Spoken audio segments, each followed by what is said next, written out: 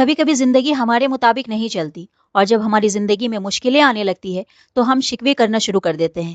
ہمارا پہلا سوال ہوتا ہے، اللہ نے میرے ساتھ ایسا کیوں کیا، یا میرے ساتھ ہی ایسی پریشانیاں کیوں آتی ہیں؟ صحابہ پہ جب مشکلیں نہیں آتی تھی تو وہ پریشان ہو جاتے تھے، کہیں اللہ تو ناراض نہیں ہے، اور ہم اس کا بالکل الٹا ہیں۔ تھوڑی سی مشکلیں آئی تو ہم ہمت ہار جاتے ہیں، اللہ سے شکایت کرنا شروع کر دیتے ہیں۔ اللہ کہتا ہے کہ میں تمہیں بھی مشکلوں سے نکال لوں گا، لیکن میرے اوپر بھروسہ کرو، میرے سے مدد مانگو، لوگوں کے پاس مت جاؤ۔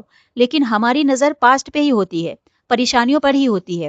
ہم سوچتے ہیں کہ یہ کیوں ہوا میرے ساتھ، ایسا کیوں ہوا میرے ساتھ؟ اللہ کہتا ہے کہ جو گزر گیا اس کو بھول جاؤ، کیونکہ کچھ تمہاری غلطی تھی اور کچھ میں نے تمہارا امتحان لیا تھا، کچھ تمہیں سکھانے کی کوشش کی تھی۔ سو ناؤ موو فارورڈ، آج پہ فوکس کرو۔ ٹوڈے میٹرز، پاسٹ کو چھوڑو، فیوچر کی ٹینشن مت لو۔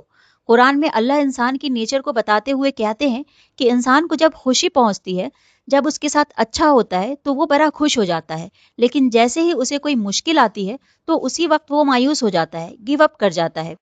میرے ساتھ ہی ایسا کیوں ہوا، وہ شکایتیں کرنے لگتا ہے۔ ہمیں صحابیوں کی زندگی سے سیکھنا چاہیے۔ انہوں نے تو کبھی کوئی گناہ نہیں کیا، پھر بھی اللہ کی آزمائشیں ان پہ آتی رہتی تھی۔ اللہ تعالیٰ جس سے جتنی محبت کرتے ہیں اس کا اتنا ہی امتحان لیتے ہیں، کیونکہ ایک تو ان کا گناہ معاف کرنے کے لیے، اور دوسرا اسے مضبوط بنانے کے لیے۔ اس لیے یہ مایوس ہونے کی بات نہیں ہے کہ آپ پر مصیبتیں آ رہی ہے، بلکہ یہ خوش ہونے کی چیز ہے۔ ہر مشکل اللہ کی ناراضگی نہیں ہوتی ہے۔ سورہ البقرہ آیت نمبر 155 میں اللہ تعالیٰ فرماتے ہیں کہ ہم ضرور تمہیں کچھ خوف، بھوک اور مال، جان و فلوں کی کمی سے آزمائیں گے، اور اے نبی صبر کرنے والوں کو خوشخبری دے دیجئے۔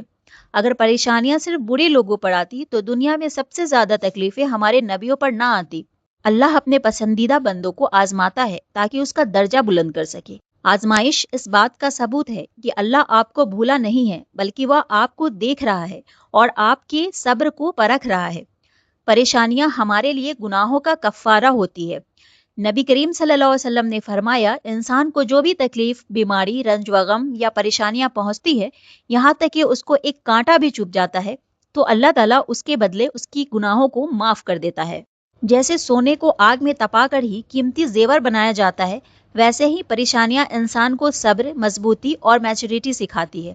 جب آزمائش آئے تو اللہ سے شکوہ نہ کرے۔ لوگوں کے سامنے اپنی تکلیفوں کا رونے کے بجائے اللہ سے تنہائی میں دل کی بات کہے۔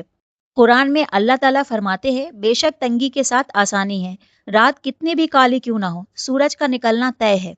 اگر آپ آج کسی پریشانی میں ہیں تو ہمت مت ہاریے، اللہ پہ بھروسہ رکھیے۔ یہ وقت بھی گزر جائے گا اور اس کے بعد آنے والی آسانی بہت خوبصورت ہوگی۔